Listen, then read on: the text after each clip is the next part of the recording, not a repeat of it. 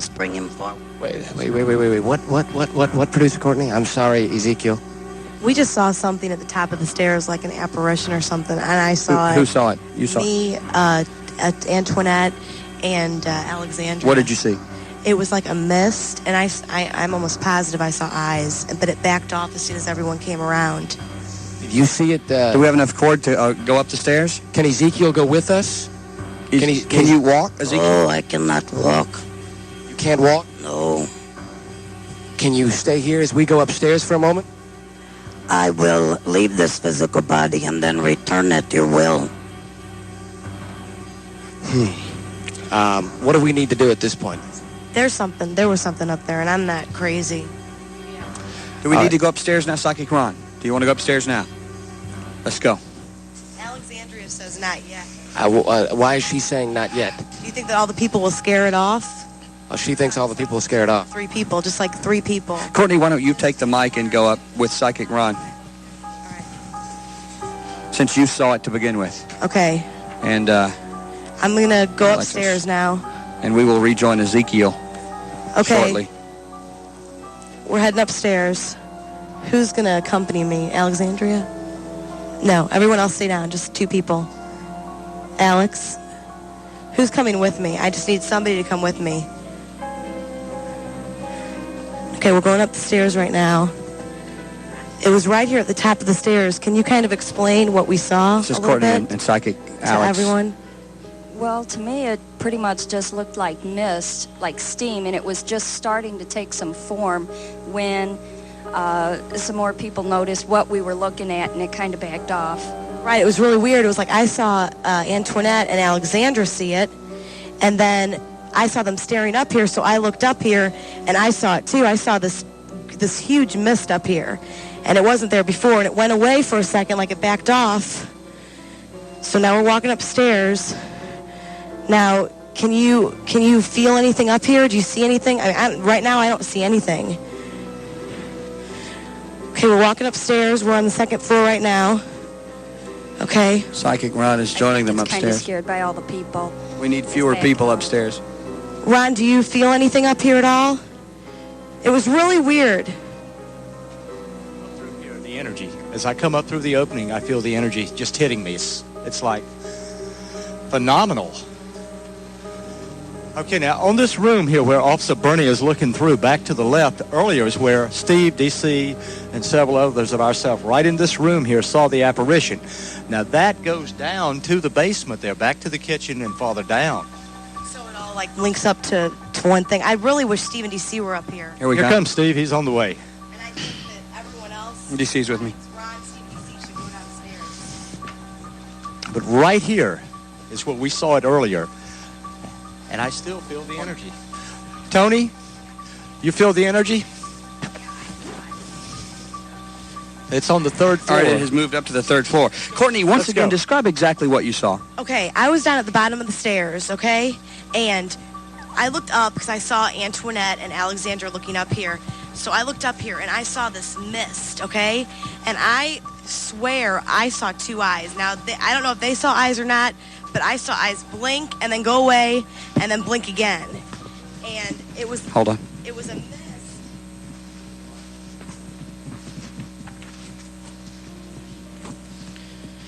All right, we're upstairs, and Psychic Antoinette and Ron are going up, saying that they think it's now going up on the 3rd floor. We're on the 2nd floor. This is the first time we've been up to the 3rd floor. Courtney, stay with us since you saw this thing. I think we should get Janine, just because she can channel it. As soon as we get up to this room, if the spirit is there, she can channel the spirit. Janine, if you can hear us, if you could come upstairs with us, that would be great. Kim, can you help Janine get up these stairs? Okay. What is it? Can you feel it, DC, as you come up? Do you feel the energy? Feel the cold air, and it's really weird because doesn't heat rise? Yes. We're on the 3rd floor, and it is freezing cold up here. Absolutely. And it's warm downstairs. That's weird. Yeah, there is a definite draft here. Feel the cold air? I can feel it. Yes. Don't leave me here. Stay right there. Stay right there because there's something in that room right there. Get Ron on mic. Get Ron on mic. There's something in that room right there. What is it? What is it? What is it? It's in that room? No, Don't- I don't see it. They do. I'm too far away. Come here, come here, come here. I need release on this mic cord. Be very careful. Every time we turn a light on, it moves. We need to keep the lights out. It was in this room, and then it moved to that room. And I swear to God, the second that happened, I got the weirdest chills just everywhere. This is so freaky. Well, Courtney's no kook. Courtney is very skeptical. For any of you skeptics listening, it's interesting to me that Courtney was one of the first to actually see this thing in our group. Do you feel the cold air coming out of this room? Can you feel the cold air coming out of this room? Absolutely. All right. Courtney, we need you to come up here because obviously this thing is trying to communicate with you. All right, we need to keep the lights out and as few people up here as possible. And now we have an extension with the mic so that we can actually go into the room where we think this thing may have gone. Antoinette. Sorry. Yes, he was in this front room here. Now you say he. Well, that's what I feel is it's a male energy. Could it be Paul, the 66-year-old who died here, who we had just mentioned to Ezekiel, we had just asked Ezekiel if she sensed Paul's presence. She started to talk about it, and Courtney interrupted to say that she saw a mist at the top of the stairs. Right, and then he came up to the top of the third floor, and I came up. Oh, this room is so freaky. Where's Janine? Because if there's anything up here... He was back there, and then he moved here, and when they shined the light in, he left, and I haven't located him again. Do you feel that he's on this floor? We're now on the third floor. He's on this floor. And you do think it may be Paul? I think it very well could be Paul. Paul died in this house. Yeah, downstairs in the room where the cigarette smoke was the Sunday you were here first. And talk to the folks who may not have heard you on our show the past week or two about Paul and what Paul is all about. Well, the only thing that I know about Paul as a physical human being is what Mike said. And Mike is the great-great-grandson of a family that owned this house. The first time I came in this house, I came up to the third floor. Ron, be careful. There's big holes in that floor. Okay. I came up to the third floor. The room that Ron is in, I encountered a male entity. I couldn't pick up a name, so for lack of a better term, I started calling him Chester the Molester. And he's the one that I feel the strongest in the house. And he's the one that was up here. He was kind of curious, I think, as to what's going on. And I can't locate him now. He did die in the house, and we don't think he's... we know that he's mischievous. Yes, he's very mischievous. Likes to make his presence known. He doesn't want people in his house, generally. And that's why he pushed DC's mom that day. That's right. We need to explain the first day we came in his house, DC's mom was very religious. What is it? What is it? Okay, listen, I have kind of a plan here. How about if one of you guys go down this... Okay, Janine feels little kids playing in this back room on the second floor, and one of you guys stay up here. Now, that way, if you guys are both in two different places, obviously it's going to be one of the floors. And because it keeps moving, okay? Whatever it is. So I'm saying, like, one person stay up here. What is it? It's over here. Oh, sorry. We're on the third floor. We're going room to room. Psychic Antoinette and Psychic Ron are here. Hang on, we're about to trip over mic cord. Where's Ron? I want to get Ron on What is mic. it? What is Antoinette saying? Back in the back, yes. I see. Wait a second. Careful on this floor, but in the back, over to the left. Yeah. I feel that if we are very still, that he will come to us. We're He's being playing hide and seek, more or less. being very still. Antoinette? You and Ron agree, concur, back corner there? Absolutely. We're in a room, ladies and gentlemen, on the third floor of this house. It's pitch black and ice cold. We can't walk across this floor because it's not safe. And he knows that. He's in the corner in the back of this room. It's amazing the things that are happening downstairs. The cameras have all gone dead, which we had cameras here taping. The cameras have gone dead, which is so funny because before, when there was some spirit activity... Yes. Before, when we were taping Sunday 2 weeks ago, when we encountered the first spirit in this house, the camera went dead just as Rosemary, DC's mom, got pushed. The first contact with the ghost in the house. Antoinette, you just said what? I said, Paul's got a good sense of humor. He's back there chortling at us because we're running all over like chickens with their heads cut off. He's leading us on a wild chase, and he knows that we can't walk across this floor because it could collapse and we could all fall 3 stories. Right, and I don't want to do that. No, I'm not in the mood to lose a limb Right, you don't need to lose or anything else. I was... Madam Coochie. I was standing downstairs while you guys were up here, and I'm standing down there with the cameraman. We're on the second floor, the far room in the corner, and I saw a mist. Just as y'all, I turned to look at her. Off to the right, once again, back in the corner, Paul was right over there, just as clear as day. The apparition, everything. I mean, I saw it with my physical eyes, not my spiritual eyes. We need to kind of kill the lights at this point. Yes, because kill the lights. Keep the lights because down. I've Paul seen is making his presence known. I've seen a couple of things. We have Janine I here. saw him with physical eyes for the first time. Is here. it possible to channel this spirit up here? What is it? Oh, I said the reason I came upstairs was I didn't see him psychically. I saw him with my physical eyes. That's why I came upstairs And looking for him. that was a scary experience. I just did it too, Antoinette. We're standing in the doorway of this room that we can't enter because of this faulty floor, and now we have psychic Janine, who has joined us up on the third level of this house. He's in that corner. Yes, he's over in that corner. He's moving. Janine? He's sitting, he sits and then he stands. Can you bring him into your body? And I've lost my train of thought on what that's called. Channeling. Channeling. Can you channel him? Not here, no. We can bring him downstairs. What do you see, Janine? What do you sense? You can't see that? It's like a... It's over in the like corner. a... In that right corner there? Right.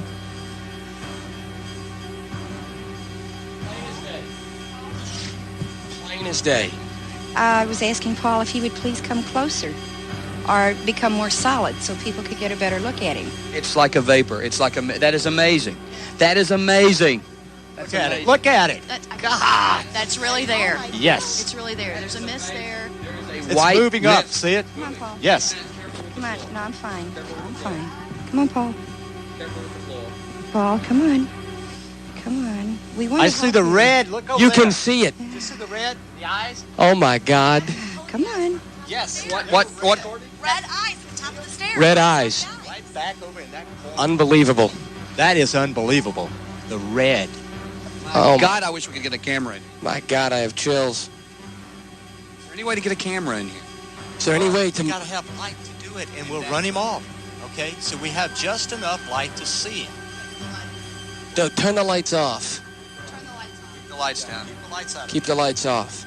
That is so freaky.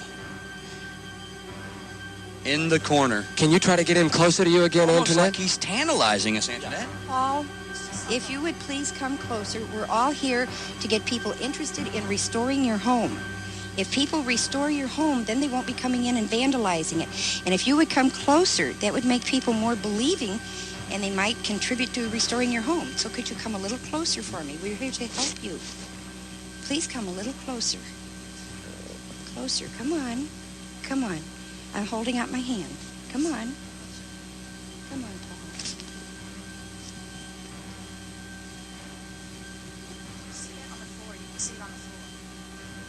He just doesn't trust. He doesn't trust enough. Yeah. You can see it right in the corner. Once again, ladies and gentlemen, we're telling you exactly what we see, Exactly. and nothing more. There's a white mist on the floor. If you look on the floor in the very corner over there, you can see it, and it started to move a little bit closer, and then it backed off again. And this is freaking me out. I can't believe it. I cannot believe what I'm seeing. I've never seen this before in my life, and it's frightening. It's there and it's not leaving. It's not moving. And What will happen if... It's scaring me. What would happen if we went over there? We can. The floor has got big holes in it. You can't see it in the dark, but this floor And he in knows this that. room, yes, he does know that. We were warned to stay out of this room Yes. because of the faulty floor. Yes, and he's very aware of that. So he led us. He was at the top of the stairs when we asked Ezekiel about him. Courtney, he let himself be seen to Courtney. She alerted us. He then led us to this room where now he is on the other side of the room. I think most of us have seen the mist, and we can't walk across the floor because of the faulty floor. When I first saw him at the top of the stairs, I was not aware that Ezekiel had just mentioned him. Yes, we had just asked about Paul. He's cornered. He's a little nervous and scared. He feels like he's being cornered. I agree with Janine. I think we're not going to get any more response out of him. I think we should probably all go back downstairs. Go downstairs. Continue with Ezekiel. Yes, and continue with Ezekiel. All right, ladies and gentlemen. Very exciting. Courtney? Man, I'm not a crazy lady, and I saw two red eyes, and then I came up here, I saw the mist. I mean, I am not nuts. I know what I saw. I can concur with her, and I didn't think I would believe this, and I saw it. Absolutely amazing. We're going to... Do we need a break? We need to take a break while we get downstairs. Very carefully down the stairs. We'll take a break. We're going to attempt an on-air levitation with Psychic Ron. That's the first. The Ouija board. We've still got the Ouija board. And Mike, the great-great-grandson of Paul. Maybe we need Mike up here. Of Paul. It's getting exciting. Is going to tell a story about this home. Which we should tell that next, in fact. So please stay with us. This is the Stephen D.C. Halloween Show. We are live from a haunted house in Alton, Illinois on Q104. We'll be back. I'm going on a mission. Ladies and gentlemen, the hunt is on. Q104, Stephen D.C. Back at the haunted house in Alton, Illinois. We are all back downstairs now from the, we made our way back down from the third floor where many of us saw an apparition, like a white mist. A couple of us saw eyes. Courtney, in fact. Kim Furlow, in fact, whose heart I put my hand on, and it was racing. It was pounding. I'm telling you, I couldn't breathe for a little while. My heart got really tight. It felt like my chest was tightening. And I saw this mist, and I asked Janine, I said, did you really see this? And she said, yes. And I said, what did it look like to you? And she described back to me exactly what I saw. A long white mist that was kind of shimmering. It was starting to take form into the shape of a man. And then I saw red eyes one time. Courtney says she saw them 3 times. I only saw them once. And it freaked me out. It really did. You know, you see it, and your heart races, and then I guess your senses kick in, and you try to rationalize and say, well, did I see it or didn't I see it? I thought it was crazy. I thought it was absolutely crazy. And I asked Courtney what she saw, and she said the same thing. I know, I'm sitting down at the bottom of the steps looking up there because I see Alexandria and Antoinette looking up there. I'm like, what are you looking at? And I look up there, and I first thought, no. I mean, that's just some kind of dust forming. You know, there's dust because this place is kind of dusty. But no one's lived here in 40 years. So anyway, the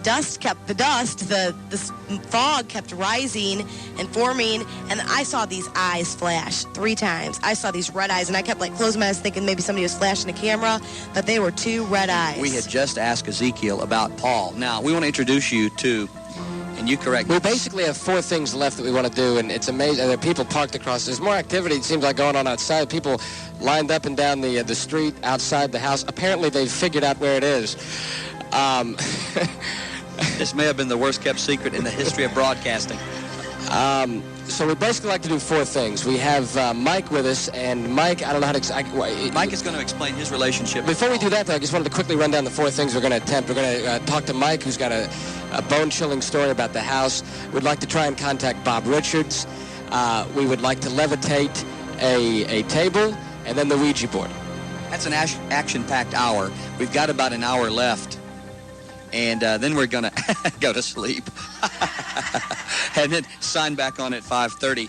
Mike, your relation to Paul, who we've referred to several times tonight and over the past couple of weeks on the morning show. He is my great step-grandfather, and my great-grandmother, Shuggy, was his wife. And basically what I'm going to do is tell a story that was passed down through our side of the family and isn't really talked about a whole lot. It's kind of scary for me to even talk about it, but I wrote a few notes because really the only history that we have about this particular story is what's been passed down. The story kind of has 2 parts to it. The first part, the story takes place in the early 1800s, back in the days when they used slaves to do work and what have you. They were getting ready to do some construction work at this particular home. And there was a foreman. His name was Jack. And he was a very evil foreman. He tortured and beat the slaves quite a bit. And there was one slave in particular that he picked on. His name was Tom. Tom was a young man, very strong, and did a lot of work. But no matter how much work he did, and no matter how much he worked, how fast he worked, Jack just wanted to really, just loved to torture him. You could see the evil in the man's eyes. And anyway, one day Jack was talking to this old man when they were out working, and the old man kept telling Tom, he said, "You need to get out of here, and Jack's going to kill you." And the old man told him that he would help him to get to escape. And Tom said he thought about it for a while and asked the old man, how can you help me escape? If I get caught, Jack will torture me worse than he's ever tortured me before. And the old man proceeded to tell him about a way to escape that just sent chills down Tom's spine. He told Tom that he took care of burying and putting away the slaves in the cemetery, and what he wanted Tom to do was the next night to go to the place where they kept the coffins. And the old man told Tom that he would put an X on top of the coffin that he wanted Tom to get into. He told Tom to get into the coffin, and that later that night they would come and bury the coffin, and after the grave workers had buried the coffin, the old man would come back and dig him up, and he would be set free. That sent chills down Tom's spine, and he thought about it for a while, and it really scared him because the thought of being buried alive. After he thought about it for a while, he decided that he would go ahead and do it. So the next night rolls around, and just before that happened, the next night, the old man warned Tom. He said, whatever you do when you get into the coffin, don't look underneath the cover. The body that you'll see might be very scary, might cause you to panic and lose precious air when you're under the ground. So Tom thought about it, and it really scared him, but he went ahead with it, and the next night he goes down to where they keep the coffins, and he saw the coffin with the X on the lid. He climbed in, and the coffin was closed, and he remembered what the old man had told him about not looking underneath the cover. One thing that the old man had told him to do before he went to the coffin was to take a candle with him, and that as soon as the coffin was buried and he could hear the dirt hitting the top of the coffin, to light the candle. And the candle would help him to see. He wouldn't be so claustrophobic, and he could tell by the way that the candle was burning how much air he had left. So he gets into the coffin, and later that night he felt the coffin moving, going toward the graveyard. And a short while later he heard the dirt hitting the roof of the coffin. He could feel the blood rushing through his veins and his heart pounding. It was complete silence. A short while later, he could hear the men walking away. He began to get a little scared, so he took out his candle and he lit it. The coffin lit up a little bit. Tom laid for a while, and he could hear his heart pounding and beating. He waits a while. He doesn't hear anything. He's wondering when the old man's going to come and dig him up. He waits for a while longer. Still doesn't hear anything, and he starts to get a little nervous and starts to panic a little bit. He starts breathing a little faster. He starts getting a little more scared. Oh man, when are you coming? He's thinking to himself, when are you coming? He's getting more and more scared. He can feel the blood rushing through his body, his heart pounding faster, his hands getting sweatier, colder. The candle starts flickering, and it was getting harder to breathe. He could feel himself really straining to breathe. It was harder and harder for him to breathe, and the candle was flickering, and he was getting very scared, and he didn't hear anything. About 30 minutes had gone by, and it was getting very, very hard for him to breathe. He's like, help, help me, help, hoping someone would hear him. Help! And he starts beating on the top of the coffin, and he's getting very scared, and he's starting to really panic. He's like, oh my God, help me, help me. And just at the last minute, he rolls over and he pulls back the cover and he sees the face of the old man that was going to come and unbury him. And just at that moment, the candle went out.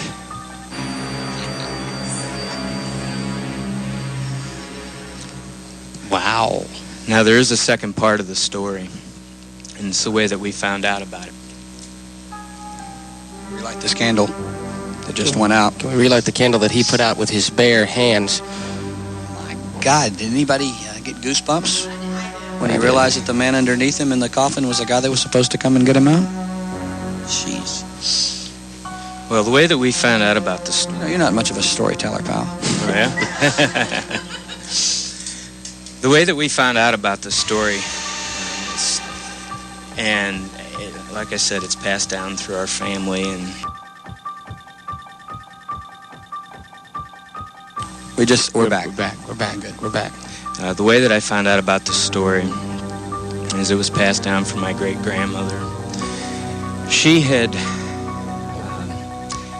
I don't remember what day it was, what have you, but one day my great-grandfather was going through some old relics, and I've passed them along to Steve and DC's show. Some of the things that they've got, a lot of the artifacts and what have you about the house. We haven't been able to dig up yet, but hopefully we'll find it someday. One day my great-grandfather was going through some of these artifacts and happened upon a book, and it was a diary. Someone in the original history of the home had kept a diary about the activities that had happened here at the home. And anyway, he laid down on his bed. He had been very sick, just recently returned from the hospital, long-term sickness, long-term illness. And he was laying down on his bed, and this was in the afternoon, and he began reading this diary. And he fell asleep, and the book just kind of laid to rest on the page that he had ended up reading on his chest. A little while later, my great-grandmother came into the room and seen him sleeping and noticed the book, and she noticed that it was a book that she hadn't seen before. And she picked up the book and started reading, and she read for a while, flipped through a couple of pages. And just as she got to the end of the story that we just talked about, the room got chillingly cold, as if a wind came into the room. The windows weren't open. It sent a chill down her spine. She sat back in the chair, and the candle that she was reading by began to flicker. And just at the moment that the clock struck 1:30, the candle went out again, and my grandfather was dead in the room that he laid to rest in, reading the book, telling of the story of the old man, Tom, and Jack. And the only notes that we really have are some notes that I got from my grandmother and my mother, and I wrote them down on this paper. And I've got some of the notes here, and hopefully these notes will last. Okay. Oh my God! What is your problem? The notes just dropped onto the candle and went up in smoke. Well, so much for the notes. You know, and you're sticking to it. Oh God.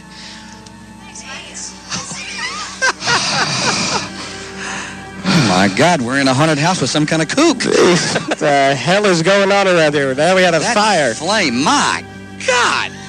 Oh, dear God. Thank you for sharing, Mike. Good night. You know, the content was good, but he's just not much of a storyteller. The hell has gotten in them breaking things? Wow. Jeez. Oh, God. Were my eyebrows singed? Oh, my God. Well, that was quite frightening. And that is Mike, and we invited him in because he is the step... Again, I get this wrong every time. The step-great-grandson of Paul Lashinger, the great-grandson of We call her Shuggy. Her name is Florence Lashinger. Before we take a break, we just want to say that Paul died in this house. That's correct. 66, and maybe the apparition that we saw upstairs. 1:30 in the morning.